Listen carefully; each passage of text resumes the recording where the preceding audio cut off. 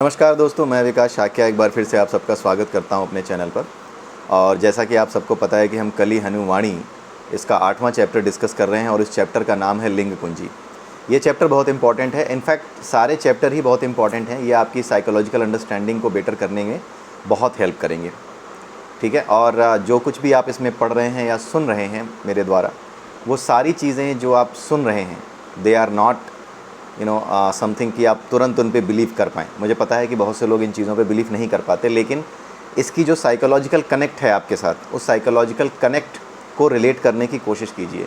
वो psychological connect बिल्कुल सही है। जैसे हमने सुरों और असुरों के बारे में समझा पिछले वीडियोज़ में, जो हमारी जो अभिशप्त आत्माएँ नाम का चैप्टर था उसमें हमने देखा, जो छठा चैप्टर था अभिशप्त आत्माएँ, उसमें हमने देखा कि किस तरीके से सुर और असुर का कॉन्सेप्ट हमारे दैनिक जीवन में, जो हमारे रोज़मर्रा की ज़िंदगी में जो परेशानियाँ आती हैं, जो गुस्सा है हमारे अंदर या फिर जो डिप्रेशन है हमारे अंदर, वो सारी चीज़ें किस वजह से आती हैं और उन चीज़ों को दूर करने का क्या उपाय है, ठीक है। द ओनली उपाय, ठीक है, जो ओनली वर्क अराउंड है वो यही है कि यू शुड बी अवेयर। जब आपको गुस्सा आता है, व्हेन यू बिकम अवेयर कि हाँ ये गुस्सा है, देन गुस्सा अपने आप उसकी इंटेंसिटी कम हो जाती है। तुरंत भले ही ना चला जाए, लेकिन आप जान जाते हैं कि now I have to take a control. अब माइंड मुझे कंट्रोल नहीं करेगा, अब मैं माइंड को कंट्रोल करूंगा। उसी समय से आप ये करने लगते हो, बिना सोचे ये करने लगते हो। So being aware is the most important thing. So aware होना ही सबसे ज़रूरी चीज़ है, राइट। सो इस किताब में, कली हनुवाणी में जितनी बातें लिखी हुई हैं, बहुत से लोग इसको एक उपन्यास की तरह लेते हैं, लेकिन अगर आप एक उपन्यास की तरह लेते भी हैं तो जिन कॉन्सेप्ट्स को इसमें समझाया गया है, अगर आप उन कॉन्सेप्ट्स को समझ जाते हैं, जान जाते हैं और उनकी प्रैक्टिस कर पाते हैं, नोइंगली आप अगर उन्हें अपने दिमाग में ला पाते हैं, उसको भले ही आप जो है किसी और तरीके से अपने माइंड में लाएं, किसी और तरीके से आप उसे अपने फेथ में लाएं, लेकिन जो कुछ यहाँ पे साइकोलॉजिकली समझाया गया है, साइकोलॉजिकल लेवल पर जो प्रॉब्लम्स आती हैं, उन प्रॉब्लम्स के ऊपर जो अटैक किया गया है इस बुक में, सुरों असुरों, देवों देवताओं के माध्यम से या दानवों के माध्यम से जो बातें यहाँ बताई गई हैं, अगर आप उनको कोरिलेट कर सकें अपनी डेली लाइफ से, तो कुल मिलाकर के यही समझ में आता है कि इट्स ओनली अबाउट अवेयरनेस। जैसे ही आप अवेयर हो जाते हैं, चाहे किसी भी चीज़ के लिए अवेयर हो जाएं, जब तक आपको ये नहीं पता होता कि समस्या का कारण क्या है, जब तक आप अवेयर नहीं होते कि समस्या क्यों है, तब तक आपको बेचैनी रहती है, क्योंकि आपको नहीं पता ये समस्या कब आ जाए। जब आप समस्या को लेकर के अवेयर हो जाते हैं तो आपको समझ में आ जाता है, वहीं पर आपकी जो मानसिक स्थिति है वो बदलने लगती है, और उसके बाद आप उस समस्या का हल, एक दीर्घकालिक हल भी हो सकता है, एक लॉन्ग टर्म सोल्यूशन भी हो सकता है, एक शॉर्ट टर्म सोल्यूशन भी हो सकता है। उन सभी उपायों पे आप विचार करने लगते हैं। जो विद्वान हैं वो लॉन्ग टर्म चीज़ों पर विचार करते हैं, ठीक है, और जो विद्वान नहीं है, पर्याप्त समझदार नहीं है, जो आज जीते हैं भविष्य की, जिनको चिंता नहीं है कि हाँ मेरे जाने के बाद मेरी जो आने वाली पीढ़ियाँ हैं वो किस तरीके से संसार में जिएंगे, उनका क्या होगा, अगर आज के समय में हमने नेचर को, एनवायरनमेंट को गंदा कर दिया तो उन्हें कैसा भविष्य मिलेगा, ये चीज़ें सोचे बिना जो आज की केवल व्यवस्था करते हैं वो थोड़े कम समझदार होते हैं। जो लॉन्ग टर्म सोल्यूशंस की बातें करते हैं वो थोड़े ज़्यादा समझदार हमारे समाज में कहे जाते हैं, और होते भी हैं, यही समझदारी भी है। तो हम इस बुक को उसी तरीके से समझ रहे हैं, और इसमें जो कहानियाँ हैं, हनुमान जी जो बातें बता रहे हैं, समटाइम्स यहाँ पे सीधी सीधी चीज़ ये आती है कि बहुत सी जगहों पे लोगों को यकीन नहीं होगा कि हाँ ये हनुमान जी के द्वारा ही कही गई बातें हैं। कोई बात नहीं, लेकिन इसमें जो इस किताब में जो बातें लिखी हैं, वो बातें आपके साइकोलॉजिकल डेवलपमेंट के लिए बहुत अच्छी हैं। अगर आप उनको अपनी डेली लाइफ में प्रैक्टिस में ला सके तो they will help you a lot, ठीक है। तो आइए देखते हैं आगे की चीज़। इसमें जो हम चैप्टर पढ़ रहे थे, उस चैप्टर का नाम था लिंग कुंजी, और उसका ये तीसरा भाग आज हम डिस्कस करने जा रहे हैं। तो पिछले भाग को आप देख लीजिएगा। उस पिछले भाग में हमने देखा था कि किस तरीके से जो उर्मी की एक सहेली है, इनफैक्ट सहेली नहीं है, उर्मी से काफ़ी उम्र में बड़ी है, लेकिन क्योंकि उर्मी बहुत समझदार है, काफ़ी विद्वान है, तो वो एक दोस्त की तरह उससे बातचीत करती है, क्योंकि विद्वान लोग आपस में एक दूसरे से एक मित्रवत व्यवहार करने लगते हैं। एक छोटा सा बच्चा अगर विद्वान हो और एक 80-90 साल का बूढ़ा विद्वान व्यक्ति अगर दोनों साथ बैठें, तो उनकी बातें एक जो है वृद्ध व्यक्ति और एक बच्चे की जैसी नहीं होंगी। उनके बीच में बातें भी बिल्कुल विद्वानों जैसी होने लगती हैं। लगता है दोनों एक ही लेवल पे हैं, भले ही शरीर की उम्र कितनी भी हो। तो शरीर की उम्र का कोई मायने नहीं रखता ज्ञान के लिए। ज्ञान के स्तर पर शरीर की उम्र कोई मायने नहीं रखती। ये चीज़ हमने कई बार देखी है हमारे यहाँ, ये हमने कई बार समझा है। कई बार ऐसा होता है कि आप किसी नए काम पे लगे हैं, और उस काम में जो पहले से कोई वहाँ पे लगा हुआ है, या फिर कोई और है जो अभी छोटा ही है उम्र में, वो आपसे बेहतर जानता है, वो आपको बेहतर गाइड कर सकता है, और आप अगर उसकी गाइडेंस के बिना चलते हैं तो हो सकता है आपका काम बिगड़ जाए। तो गुरु आपका कोई भी हो सकता है, आपका गुरु कोई भी हो सकता है। इस बात को स्वीकार करिए। ये बात जब हम स्वीकार कर लेते हैं कि हमारा गुरु कोई भी हो सकता है, हो सकता है कि जो मुझसे उम्र में, अनुभव में हर तरह से मुझसे कम हो, लेकिन हो सकता है मुझे उससे सीखना पड़े या मुझे उसके आगे झुकना पड़े ताकि मैं सीख सकूं। झुकना यदि सीखने के लिए पड़े तो झुक जाइए, झुकना आत्मसम्मान के लिए पड़े तो वहाँ मत झुकिए, लेकिन सीखने के लिए, जानने के लिए, कंट्रीब्यूट करने के लिए, कंट्रीब्यूटर बनने के लिए अगर आपको झुकना पड़े तो झुक जाइए, उसमें कोई बुराई नहीं है। तो यही चीज़ हम यहाँ पर देख रहे थे कि उसकी जो सहेली है उर्मी की, वो करीब 60 साल की मातंग महिला है, 59-60 साल के आसपास की उम्र होगी, लेकिन वो उर्मी की सहेली है। वाई? बिकॉज दोनों ज्ञान के स्तर पर एक लेवल पर ही हैं। तो आइए शुरू करते हैं। और पिछले वीडियो में हमने ख़त्म किया था यहाँ पर कि वो एक चमकदार खिलौने का पेट ये नाम ले रही थी। बात ये हो रही थी कि जो बातें जो चीज़ें हमारा ये मोबाइल या स्मार्टफोन कैप्चर कर पाता है, उन चीज़ों को कैप्चर करने के बाद उनमें जो रियल भावनाएं होती हैं वो चीज़ें नहीं डाल पाता। कोई भी दृश्य जो होता है उसमें सुगंध भी है, दुर्गंध भी है, आसपास के वातावरण में गर्मी और सर्दी, इन चीज़ों का एहसास भी होता है। लेकिन ये जो हमारा पिंगल यंत्र है, जिसको कि हम इंग्लिश में स्मार्टफ़ोन कहते हैं, इस स्मार्टफ़ोन में कुछ भी ऐसा नहीं है सिवाय वो चित्रों को कैप्चर करने के। कुछ भी ऐसा नहीं कैप्चर कर पाता जिसमें सुगंध हो, दुर्गंध हो या फीलिंग्स भी हों, जो उस चित्र में लोग हैं उन लोगों की फीलिंग्स भी हों, ये चीज़ें कैप्चर नहीं कर पाता। तो इसी बात को लेकर के उर्मी और बाकी लोगों में एक तरह का तर्क वितर्क हो रहा था, जिसमें उर्मी की जो सहेली थी, जो 60 साल की मातंग महिला थी, वो ये बोल रही थी कि हमारे जो लेखक हैं, कवि हैं, वो इससे कहीं ज़्यादा अच्छे तरीके से उसका जो भी इमेज है, जो भी चित्र है, उसका अच्छे से वर्णन कर सकते हैं। They can describe it in a more elaborative manner, बहुत ज़्यादा अच्छे से उसको डिस्क्राइब कर सकते हैं। तो बात ये हो रही थी कि जो चित्र हम खींच के लाते हैं, जैसे मैंने कोई फ़ोटो खींचा स्मार्टफोन से, अब उस फ़ोटो में हनुमान जी दिख रहे हैं, वहाँ खड़े लोग जो है हाथ जोड़े खड़े हैं। वो ठीक है कि हाथ जोड़े खड़े हैं, वो भक्ति भाव में लीन हैं, लेकिन उनकी भक्ति भावना की स्थिति को एक पॉइंट पे हम कैप्चर कर पा रहे हैं। लेकिन अगर एक लेखक वहाँ खड़े लोगों के बारे में लिखे तो वो बहुत सी चीज़ें उसमें डालेगा। जैसे वो ये चीज़ भी डालेगा कि वहाँ खड़े लोग बिल्कुल भक्ति में भाव विभोर थे, वहाँ खड़े लोग बिल्कुल भूल चुके थे कि वो कहाँ हैं, वो हनुमान जी की भक्ति में विभोर थे, कुछ लोगों की आंखों से आंसू बह रहे थे। ये सारी बातें वो उसमें डाल देगा। चारों तरफ केवड़े की सुगंध थी, चारों तरफ जो है धूप की सुगंध थी, लोभान की सुगंध आ रही थी। ये सारी बातें वो लिखेगा उसमें, और उन सारी बातों को आप एहसास करके उन भावनाओं के साथ उस चित्र का अनुभव कर पाओगे। तो यही बात जो है दोनों के बीच में चल रही थी, उर्मी और बाकी लोगों में। उर्मी कह रही थी कि हाँ, फिर भी ये बिल्कुल रियल तरीके से चित्रों को रखता है, लेकिन उसके मित्र और उसकी जो सहेली थी वो यही कह रहे थे कि रियल तरीके से तो रखता है, लेकिन ये सिर्फ़ और सिर्फ चित्र को रखता है, ये उसके भीतर की भावनाओं को और इन चीज़ों को नहीं रखता। कोई भी चित्र भावनाओं को नहीं रखता जब हम स्मार्टफोन से ख़रीदते हैं, लेकिन कोई भी चित्र जिसका चित्रण किया जाता है कलाकार के द्वारा, लेखक के द्वारा, तो जब वो उसको चित्रित करता है, जब वो उसको डिस्क्राइब करता है, चित्रित करने का मतलब होता है डिस्क्राइब करना। आपने बचपन में भी बहुत, अगर आपने हिंदी पढ़ी हो और ख़ास करके अगर आप यूपी बोर्ड या बिहार बोर्ड से रहे हों, तो एक जो है क्वेश्चन आता था हिंदी के पेपर में कि ये जो कवि हैं या ये जो लेखक हैं, इनके जीवन का चरित्र चित्रण कीजिए, इनके जीवन का चित्रण कीजिए। इसका मतलब ये होता था कि उनके जीवन के बारे में बताइए, उनकी भावनाएं, उनके अनुभवों के बारे में बताइए, और उन अनुभवों को पढ़ करके आपको एहसास होगा कि हाँ, वो कैसे रहे होंगे। तो केवल और केवल चित्र इस बात को व्यक्त नहीं कर सकता, चित्रण इस बात को व्यक्त करता है। चित्रण जो है वो लिखने से संबंधित है, चित्र केवल एक इमेज है जो दीवार पे लटकी हो सकती है, जो कहीं भी हो सकती है। तो इसी चीज़ को लेकर के बात हो रही थी। तो और इसी बीच में जो है उर्मी ने कहा, इसको जो आपका स्मार्टफोन है उस पर जो फ़ोटो दिखाई देती है जो आपने स्टोर की होती है, तो उसको बोला कि ये चमकदार खिलौना है, इस खिलौने का ये पेट है, इस पेट पे वो फ़ोटो भी वापस आ जाते हैं। तो इस पर जो है उसकी सहेली हंसने लगती है, जानकी रूपा उसका नाम है। यह एक लेखक किसी दृश्य को कहीं बेहतर रूप से बद्ध कर सकता है। पिछले वीडियो की कुछ लाइनें मैं पढ़ दे रहा हूँ। एक लेखक किसी दृश्य को कहीं बेहतर रूप से बद्ध कर सकता है। एक दृश्य में चित्र, ध्वनियाँ, गंध इत्यादि ही नहीं होते, विचार और भावनाएं आदि अमूर्त वस्तुएं भी होती हैं, जिन्हें केवल एक मानव लेखक ही बद्ध कर सकता है, कोई यंत्र नहीं। तो अभी हम जो डिस्कस कर रहे थे वही बात है ये। उर्मी को कोई उत्तर नहीं सूझा। कालंदक ने इस अवसर का लाभ उठाते हुए अपने विचारों को स्वर दिया।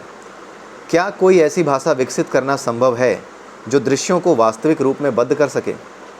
यानी अब जो ये स्मार्टफोन की बात है, इससे ऊपर की बात हो रही है। स्मार्टफोन में आप सिर्फ इमेजेस को कैप्चर कर सकते हो।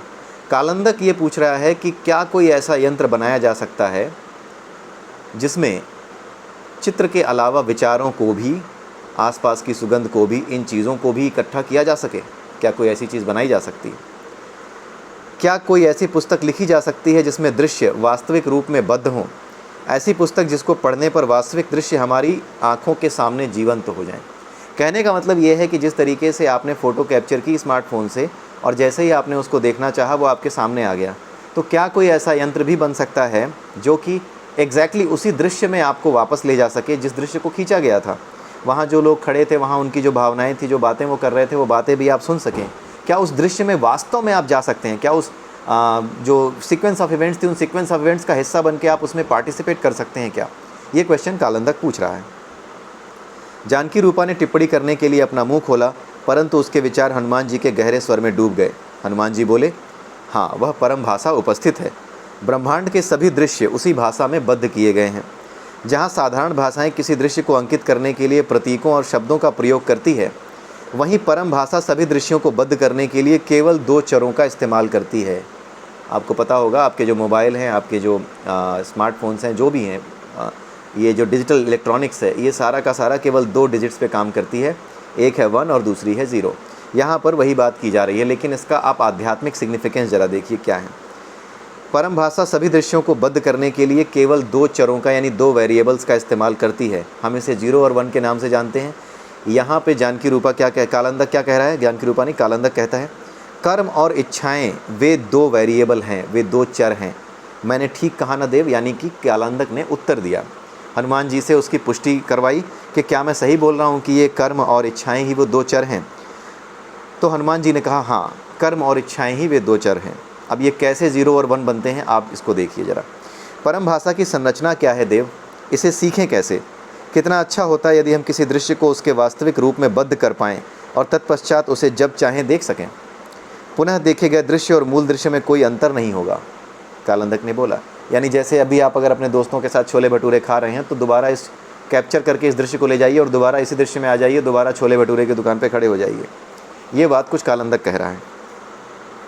पिंगल यंत्र यानी कि स्मार्टफोन के प्रति उर्मी का मोह छीड़ पड़ गया, क्योंकि अब उसके मन को परम भाषा सीखने का विचार आकर्षित कर रहा था। उसने कहा, वाह, हम दृश्यों को पिंगल यंत्र से भी बेहतर गुणवत्ता के साथ बद्ध करने में सक्षम होंगे। हम दृश्यों के चित्र, ध्वनियाँ, गंध, भावनाएं, विचार आदि सब कुछ बद्ध कर सकेंगे और बद्ध किए गए दृश्य को अपनी इच्छा से कभी भी देख सकेंगे। हनुमान जी ने शांत स्वर में कहा, आपके मन का आकाश उत्तेजना के बादलों से घिर गया है। यानी you are getting over excited, that's what Hanuman ji is trying to say. Hanuman जी उससे कह रहे हैं उर्मी से कि आपके मन का आकाश उत्तेजना के बादलों से घिर गया है, you are getting over excited. तनिक स्पष्टता से सोचो। मान लीजिए कि कोई दृश्य परम भाषा में लिखा गया है। उस लेख को पढ़ने से आपको दृश्य की प्रति नहीं, मूल दृश्य दिखाई देता है। यानी जो असली दृश्य था वही दिखाई देता है। अर्थात वह लेख दृश्य की प्रति नहीं दिखाता, आपको उसके मूल दृश्य के भीतर पहुंचा देता है। इसे पुनः सुन लीजिए। किसी साधारण पुस्तक में लिखे गए शब्द अथवा पिंगल यंत्र में बद्ध सामग्री आपको दृश्य की एक प्रतिकृति दिखाती है। अब हनुमान जी यहाँ पे क्लियर कर रहे हैं कि चाहे तुम किताब में लिखी हुई बातें पढ़ो, चाहे आप इस स्मार्टफोन से यानी पिंगल यंत्र से जो फ़ोटो खींची जाती है उसके बारे में पढ़ो, कोई फ़र्क नहीं पड़ता। उससे तुम जो है चीज़ें देखो, उसके चित्र देखो, कोई फ़र्क नहीं पड़ता। दोनों चीज़ें सेम ही हैं। आप केवल एक उसकी प्रतिकृति देख सकते हो। आप उसके बारे में अगर लेखक ने बुक में लिखा भी है तो आप एक इमेजिनेशन कर सकते हो कि ऐसा कुछ चित्र रहा होगा, बट आप रियल चित्र में नहीं पहुंच सकते, आप वास्तविक चित्र में नहीं पहुंच सकते, ये हो नहीं सकता। इसे पुनः सुन लीजिए। किसी साधारण पुस्तक में लिखे गए शब्द अथवा पिंगल यंत्र में बद्ध सामग्री आपको दृश्य की एक प्रतिकृति दिखाती है, जबकि परम भाषा, अब आती है परम भाषा। एक हो गई 0 और 1 की भाषा जो आपके डिजिटल इलेक्ट्रॉनिक्स की है, इलेक्ट्रॉनिक इक्विपमेंट्स की है। दूसरी हो गई कौन सी भाषा? लेखक की भाषा। इन दोनों भाषाओं से कहने का मतलब ये है कि आप वास्तविक चित्रों में या वास्तविक दृश्यों में प्रवेश नहीं कर सकते, लेकिन परम भाषा जो भाषा है जिससे ये पूरा ब्रह्मांड लिखा गया है, उसके माध्यम से आप वास्तविक दृश्यों में प्रवेश कर सकते हैं। That is what Hanuman ji is trying to say. यही हनुमान जी यहाँ पर कहने जा रहे हैं। अब यहाँ पर हनुमान जी कहते हैं, परम भाषा में बद्ध सामग्री आपको मूल दृश्य में पहुँचा देगी। यदि दृश्य कोई कमरा है, अगर आप किसी इमेज को, किसी दृश्य को एक कमरा समझते हैं, तो परम भाषा में बद्ध यानी परम भाषा में लिखी गई सामग्री, उस दृश्य की सामग्री, जैसे आप कहीं होटल पे खाना खा रहे थे, वो दृश्य पूरा का पूरा आपके दिमाग में है और आप जब जाना चाहें तब उस होटल पे भी पहुंच जाएं, वास्तव में केवल वो इमेजिनेशन में ना आए। ये बात कर रहे हैं हनुमान जी। तो यदि दृश्य कोई कमरा है, अगर आपको इमेज है जिसकी इमेजिनेशन आप कर रहे हैं और वो एक कमरे की तरह लिया जाए, अगर उसे एक कमरे की तरह लिया जाए, तो आपकी जो सामग्री है, जो परम भाषा में चीज़ लिखी गई है, उस तक पहुंचाने के लिए उस कक्ष की कुंजी कही जाएगी, यानी उसकी चाबी कही जाएगी, और उस कुंजी को कहते हैं लिंग कुंजी। यही है ये चैप्टर। यदि आपके पास किसी दृश्य की लिंग कुंजी है तो आप उस दृश्य में प्रवेश कर सकते हैं। ये बात यहाँ समझाई जा रही है। उर्मी ने कहा, लिंग कुंजी, मैं लिंग देह के बारे में जानती हूँ, क्या लिंग कुंजी उसी का दूसरा नाम है देव? हनुमान जी से पूछा उसने। हनुमान जी ने उत्तर दिया, वे दोनों एक ही हैं। यहाँ तक कि आपका भौतिक तन भी एक कुंजी है। इस कुंजी से आप केवल अपने घर में प्रवेश कर सकते हो। यानी हमारा जो शरीर है ये भी एक ताला है, एक चाबी है, एक कुंजी है। इस कुंजी की सहायता से हम केवल अपने घर में ही प्रवेश कर सकते हैं। किसी और के घर में जाएंगे, अनजान के घर में, तो वहाँ से भगा दिए जाएंगे। किसी अनजान के घर में प्रवेश करोगे तो आप चोर कहलाओगे। ये बात यहाँ लिखी है। इसी तरह लिंग कुंजी एक ऐसी कुंजी है जो आपको दृश्यों में प्रवेश कराती है। आप अपने शरीर के माध्यम से केवल अपने घर में प्रवेश करते हैं। लिंग कुंजी आपको दृश्यों में, जो आप वास्तव में जी चुके हो या आप वास्तव में भविष्य में जी सकते हो, उन दृश्य जीने वाले हो, उन दृश्यों में प्रवेश करा सकती है। आप इसे लिंग देह कहो या लिंग कुंजी, इससे कोई फर्क या अंतर नहीं पड़ता, बस आपको अर्थ स्पष्ट होना चाहिए। पिंगल यंत्र के संदर्भ में इसे लिंग कुंजी कहना उचित होगा। उर्मी ने कहा, मुझे समझ आ गया देव। ब्रह्मांड के प्रत्येक दृश्य को पहले ही परम भाषा में बद्ध किया जा चुका है। भविष्य में जिस दृश्य में मेरा विवाह हो रहा है वह भी पहले से ही बद्ध है, अर्थात उस दृश्य की लिंग कुंजी पहले से ही कहीं है। अब इसके आगे आप सुनते जाइएगा ध्यान से, क्योंकि समझाने के लिए इसमें कुछ नहीं है बहुत ज़्यादा। अगर मुझे लगता है तो मैं समझाऊंगा, लेकिन इस किताब में जो जैसा लिखा हुआ है एज इट इज़ वैसा मैं डिक्टेट अभी करता जा रहा हूँ। जब समझाने लायक कुछ होगा तो मैं उसमें एक्सप्लेन करूँगा। भविष्य में जिस दृश्य में मेरा विवाह हो रहा है, यानी उर्मी कह रही है कि मेरा विवाह जिस दृश्य में हो रहा है वह भी पहले से ही बद्ध है, वह भी पहले से ही लिखा जा चुका है, अर्थात उस दृश्य की लिंग कुंजी पहले से ही कहीं है, परंतु है कहाँ? क्या उस लिंग कुंजी का उपयोग करके मैं अपने विवाह के दृश्य की एक झलक पा सकती हूँ? अवश्य, हनुमान जी ने कहा। यदि आपके पास किसी दृश्य की लिंग कुंजी है तो आप उसमें प्रवेश कर सकते हैं, फिर चाहे वह अतीत में घटित हो रहा हो या भविष्य में, पृथ्वी लोक पर घटित हो रहा हो या किसी अन्य लोक पर। आप अर्थात आपकी आत्मा, आपकी जागृत आत्मा, पहले आपको वर्तमान दृश्य से मुक्त होना होगा। यहाँ पे ये कहा जा रहा है कि जब ये कह रहे हैं हनुमान जी कि आप अपने दृश्य में जा सकती हो जिस तरह में जाना चाहती हो, लेकिन आपका मतलब आपका शरीर नहीं है, आपकी आत्मा जा सकती है। आपकी आत्मा उन दृश्यों को देख सकती है और उन दृश्यों को देखने के लिए किसी दूसरे शरीर का सहारा ले सकती है, लेकिन आप स्वयं ये शरीर नहीं जा सकता उन दृश्यों में। ये दृश्य, ये शरीर तो इन दृश्यों में जो इस जीवन के दृश्य चल रहे हैं इसमें बन चुका, अब ये इसी में चलेगा। ठीक है, आप अर्थात आपकी आत्मा, आप नहीं, आपका शरीर नहीं, यही बात यहाँ बताई जा रही है। पहले, लेकिन उसके लिए क्या करना होगा? पहले आपको वर्तमान दृश्य से मुक्त होना होगा। आप मतलब आपको वर्तमान दृश्य से मुक्त होना होगा, मतलब क्या कि आपके शरीर को नहीं, आपकी आत्मा को इस दृश्य से मुक्त होना होगा। और आत्मा को तो आप जानते नहीं, क्योंकि आपकी आत्मा तो जागृत नहीं है। जब आपकी आत्मा जागृत होगी तभी तो वो इससे मुक्त हो पाएगी। आत्मा की जागृति ही आत्मा की मुक्ति है, कुल मिला के यही बात है। जब आपकी आत्मा जागृत होगी तो वो मुक्त होना सीख जाएगी। आप जिस दृश्य में हो इस दृश्य को छोड़ करके किसी दूसरे दृश्य में जाना सीख जाएगी और उन दृश्यों को जीने के लिए किसी दूसरे शरीर को धारण करना सीख जाएगी। जो समानांतर ब्रह्मांड की कल्पना है वो इसीलिए की गई है। जो समानांतर ब्रह्मांड है वो ऐसी ही चीज़ है, जैसे एक विकास यहाँ बैठा है वैसे ही किसी दूसरे ब्रह्मांड में एक विकास और बैठा है। उसके जीवन की जो चित्र रेखा है या वो जो जीवन चल रहा है वो काल आकाश के किसी और सुरंग में होकर के गुजर रहा है। ये समानांतर ब्रह्मांड का रहस्य है। वो काल आकाश के किसी और जो है सुरंग से होकर के गुजर रहा है। मैं अलग सुरंग में हूँ, मुझे इस सुरंग से निकल करके उस सुरंग में जाना है और ये मैं नहीं जा सकता। ये मेरी आत्मा इस सुरंग से निकल करके उस विकास में जो उस सुरंग में है उसमें जा सकता है। ये करती है आत्मा। ये काल आकाश की सुरंगों के बीच आने जाने का खेल होता है। ये केवल जागृत आत्मा कर सकती है। मैं कोशिश कर रहा था लगातार पढ़ूंगा, लेकिन इतनी अच्छी किताब है ये कि इसमें कुछ ना कुछ डिस्कस करने लायक हमेशा रहता है, अन्यथा चीज़ें निपट जाती हैं, निकल जाती हैं। अब हनुमान जी कह रहे हैं, आपकी जागृत आत्मा, पहले आपको वर्तमान दृश्य से मुक्त होना होगा, यानी आपकी आत्मा को वर्तमान दृश्य से मुक्त होना होगा। उसके पश्चात आप ब्रह्मांड के किसी भी दृश्य की लिंग कुंजी को धारण करके उस दृश्य में प्रवेश कर सकते हैं। यानी हर दृश्य की एक दृश्य कुंजी होती है, ये भी आपको याद रखना है। जो भी इमेजेस हैं, जैसे आपके कमरे में जो सामान रखा है, आपके कमरे में घुसने के लिए आपका शरीर है कुंजी, आप घुसोगे। उसी तरीके से किसी भी दृश्य में जाने के लिए उसकी भी एक लिंग कुंजी होती है। हर दृश्य की एक लिंग कुंजी होती है। आत्मा के पास भी लिंग कुंजी है।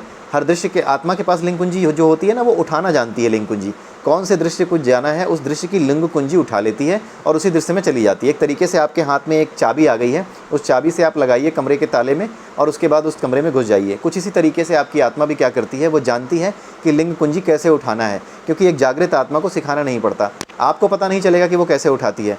आप बस इस बात की कल्पना कीजिए कि आपको क्या चाहिए। जिस दृश्य की आप कल्पना करेंगे वो दृश्य पहले से वर्तमान ब्रह्मांड में उपस्थित है, और आपकी आत्मा उसी दृश्य को जीने के लिए जो लिंग कुंजी चाहिए उसको उठा करके आपको उसके दृश्य में पहुंचा देगी। इसीलिए मैं एक बार फिर कह रहा हूं कि जो लोग अच्छे हैं, जो लोग देवी देवताओं में या फिर अपने जो आध्यात्मिक जीवन में बहुत आगे बढ़े हुए हैं, देवी देवताओं की पूजा करते हैं, आध्यात्मिक जीवन में आगे बढ़े हुए हैं, पूरा विश्वास रखते हैं ईश्वर पर, जिनकी आत्मा स्वच्छ है, शुद्ध है, उन्हें कभी भी गलत दृश्यों की या फिर अनिष्ट की आशंका नहीं करनी चाहिए। कई बार शरीफ लोगों के मन में ये बात आती है, हे राम मेरा बेटा अकेले पड़ रहा है, हे राम मेरी बेटी अकेले है, कहीं कुछ गलत ना हो जाए। ये बात सोचिए भी मत, ये बात सोचिए भी मत।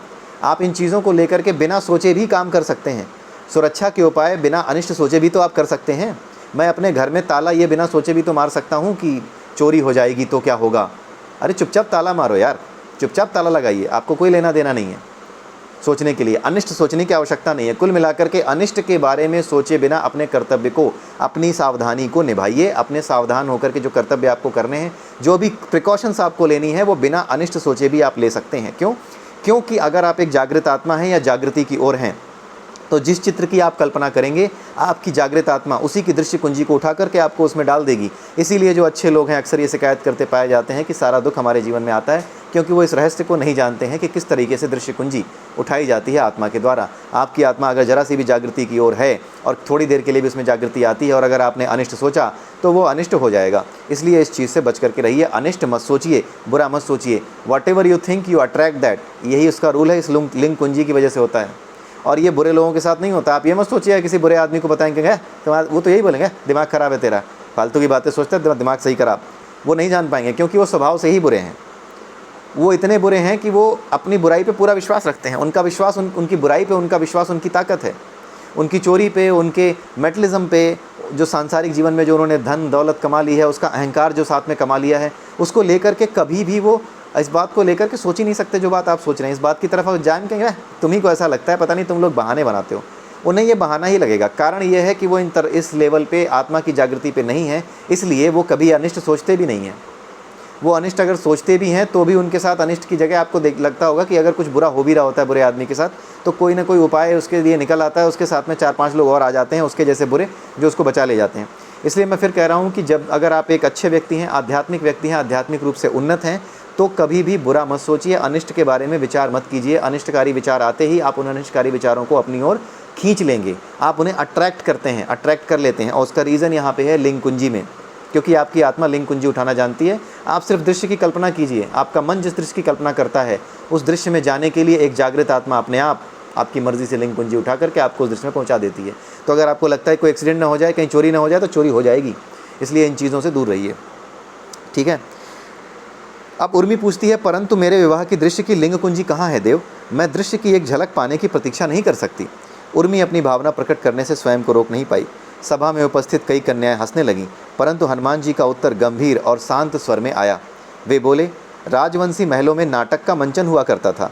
भीतर प्रवेश करने के लिए प्रवेश पत्र, एडमिट कार्ड, नाट्यशाला के बाहर उपलब्ध हुआ करते थे, यानी एडिटोरियम के बाहर मिला करते थे।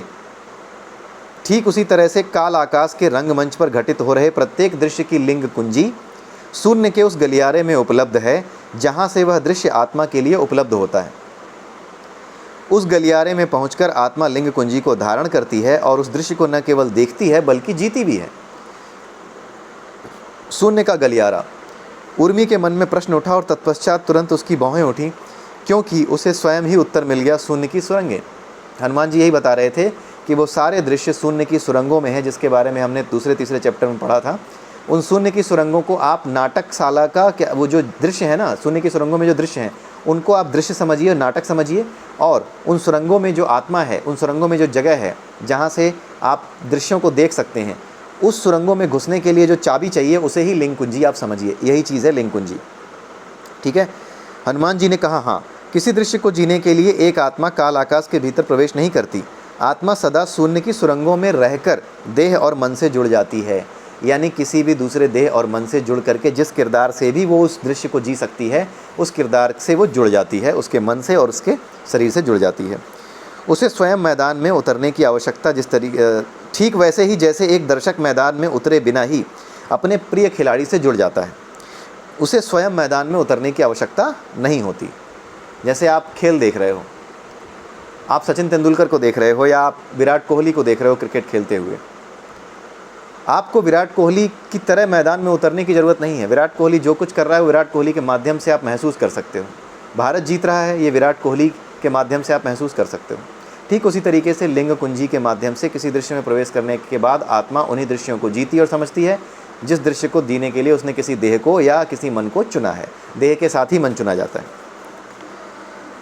यदि काल आकाश एक गोला है तो शून्य के गलियारे उस गोले में वैसे ही फैले हुए हैं जैसे तन मन में मानव तन में नसों का जाल फैला है। देव, क्या मेरे मस्तिष्क को लिंग कुंजी नहीं मिल सकती? बस मैं अपने विवाह के दृश्य की एक झलक पाना चाहती हूँ। दृश्य को वास्तव में जीना नहीं है, बस एक झलक। उर्मी ने उसके पीछे से उड़ रही फूहड़ हंसी की आवाज़ों की परवाह न करते हुए कहा। जानकी रूपा ने अपनी सहेली को हास्य का पात्र बनते देख उसके प्रश्न को दूसरे ढंग से प्रस्तुत किया। देव, वो बोली। जानकी रूपा ने मामले को संभालने की कोशिश की कि मेरी सहेली की हंसी उड़ाई जा रही है, इतनी समझदार है, इसकी हंसी उड़ाई जा रही है। तो उसने मैटर को, या जो मैटर हो गया था उसको संभालने की कोशिश की। उसने बोला, हे देव, मैं भी उत्सुक हूँ। I am also eager to know. क्या परम भाषा को हमारा मन नहीं सीख सकता? थोड़ा सा भी नहीं। यदि मन को लिंग कुंजी समझने के लिए प्रशिक्षित किया जा सके तो कितना अच्छा होगा। अब यहाँ पर एक टेक्निकल फॉल्ट आ रहा है। जानकी रूपा पूछ रही है कि क्या अपने मन को हम ट्रेन नहीं कर सकते? लिंग कुंजी कैसे उठाई जाए इसको जीने के लिए? मन, आत्मा, दोनों में फ़र्क है। जानकी रूपा मन की बात कर रही है कि हम मन से ही तो सीखते हैं, हम मन के माध्यम से ही चीज़ों को देखते और सीखते हैं। तो क्या इस मन के माध्यम से हम लिंग कुंजी को उठाना नहीं सीख सकते, लिंग कुंजी का इस्तेमाल करना नहीं सीख सकते? अब यहीं पे हनुमान जी उसके उत्तर को सही करेंगे, उसके डाउट को सही कर सकते हैं।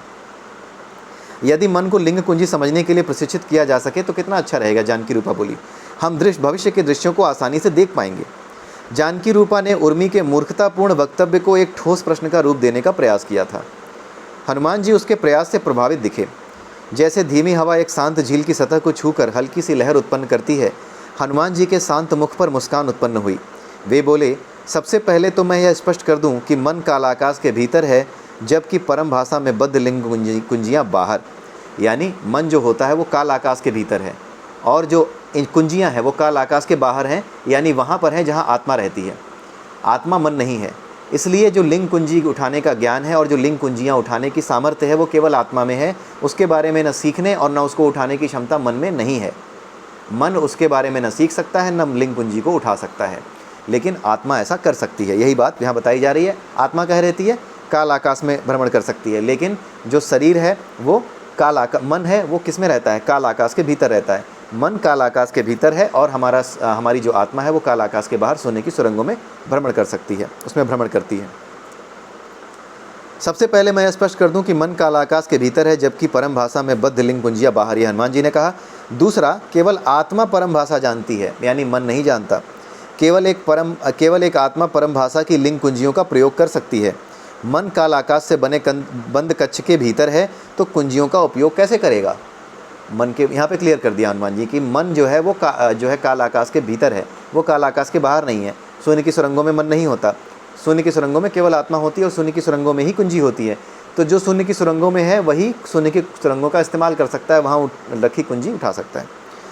मन ऐसा क्यों नहीं कर सकता देव? जानकी रूपा ने पूछा। परम भाषा भी तो अंततः एक भाषा ही है। अंतर इतना है कि यह भाषा केवल 2 प्रतीकों पर आधारित है, जबकि अन्य भाषाओं में अनेक प्रतीक हैं। क्या यह भाषा इतनी जटिल है कि मानव मन इसे समझ ही नहीं सकता? यदि मन नहीं समझ पाता तो क्या हम पिंगल यंत्र जैसा कोई उपकरण विकसित नहीं कर सकते जो परम भाषा को समझ सके और हमें हमारे भविष्य के दृश्यों की झलक दिखा सके?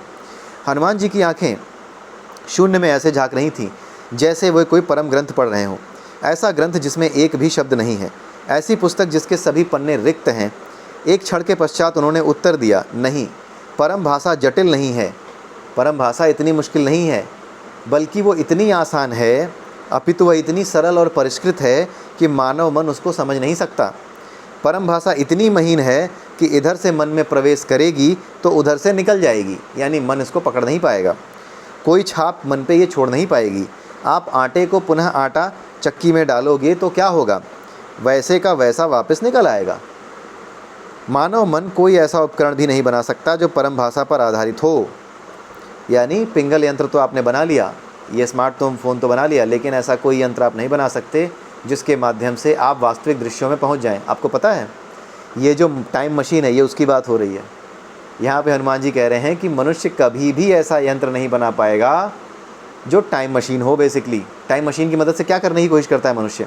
टाइम मशीन की मदद से आदमी यही अचीव करने की कोशिश कर रहा है कि मैं टाइम मशीन में बैठूं और उसी दृश्य में, उसी समय में, उन्हीं लोगों के बीच वास्तव में पहुंच जाऊं जो पहले रहा करते थे। ठीक है, पहले हुआ करते थे। तो यही चीज़ यहाँ पे बताई जा रही है। मानव मन ऐसा कोई उपकरण नहीं बना सकता जो परम भाषा पर आधारित हो। आप परम भाषा को समझ ही नहीं सकते तो उसके आधार पर एक उपकरण विकसित कैसे करोगे? और बिना परम भाषा के आप दृश्यों में जा नहीं सकते, तो आपका टाइम ट्रैवल बिना परम भाषा को जाने संभव नहीं है। और मनुष्य का मन परम भाषा नहीं सीख सकता। इसलिए ये जो टाइम ट्रैवल या टाइम मशीन की बातें हैं, ये आप टाइम ट्रैवल पॉसिबल है, लेकिन मशीनों के थ्रू नहीं। ये सब कुछ पॉसिबल है।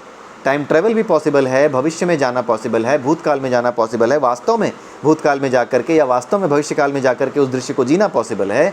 लेकिन कोई ऐसा यंत्र, कोई ऐसी मशीन बनाना पॉसिबल नहीं है जिसमें आप परम भाषा के आधार पर कुछ ऐसा विकसित कर सको कि वह आपको उसी दृश्य में पहुंचा दे।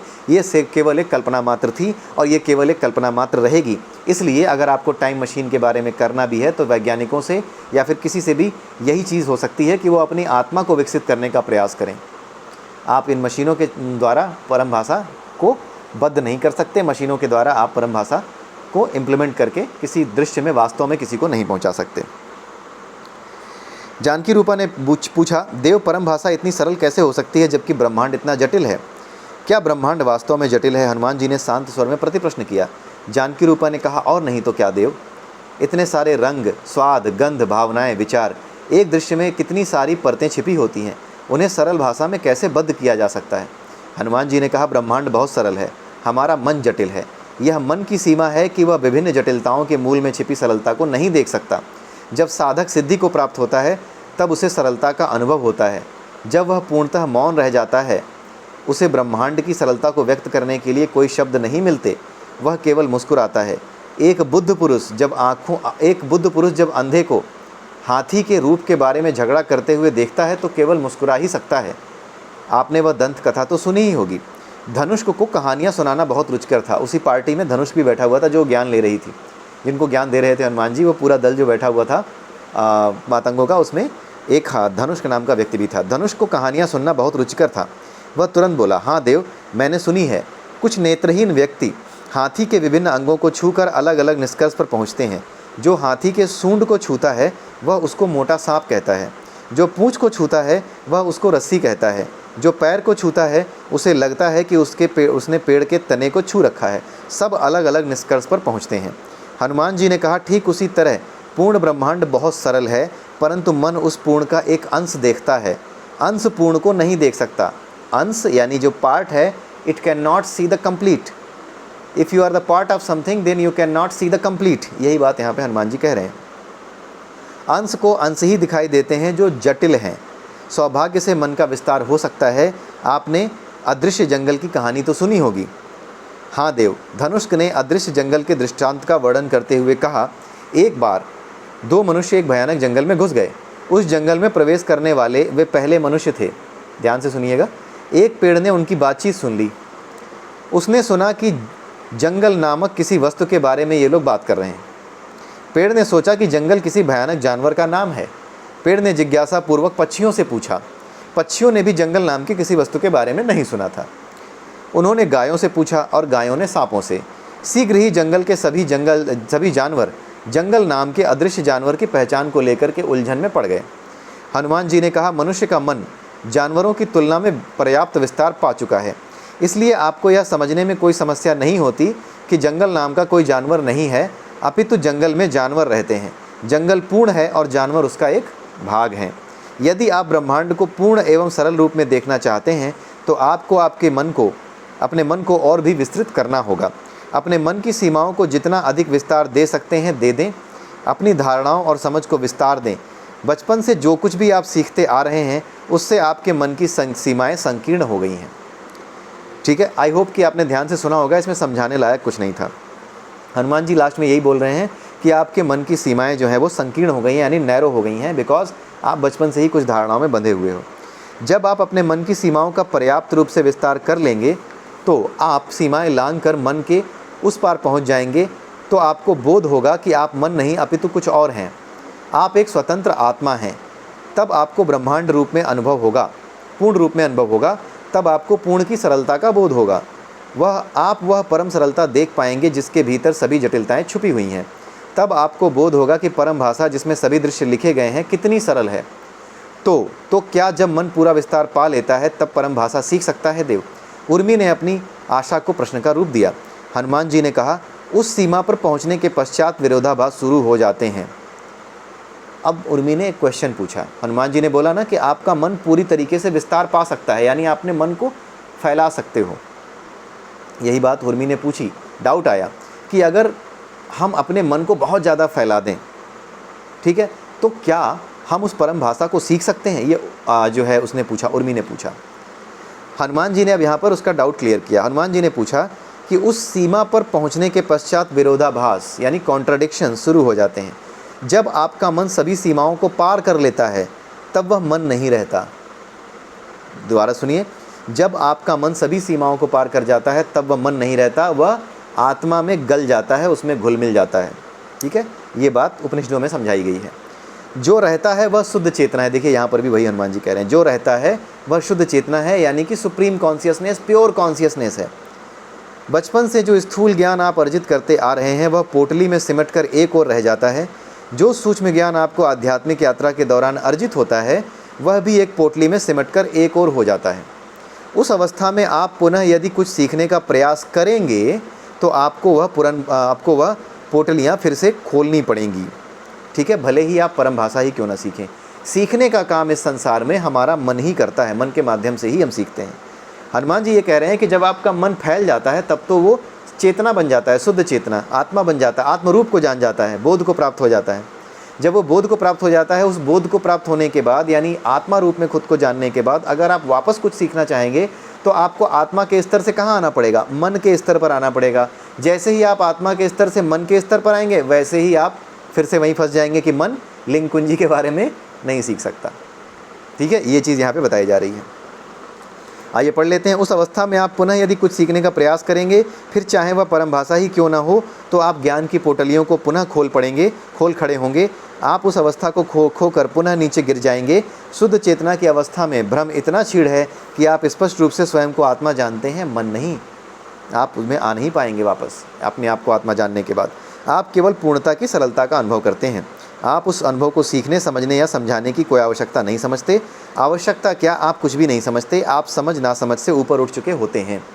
उर्मी जो भविष्य में झांकने के लिए परम भाषा का उपयोग करने की आशा में तनकर बैठी थी, गहरी श्वास लेकर चैन से बैठ गई, यानी सारा उत्साह ठंडा हो गया।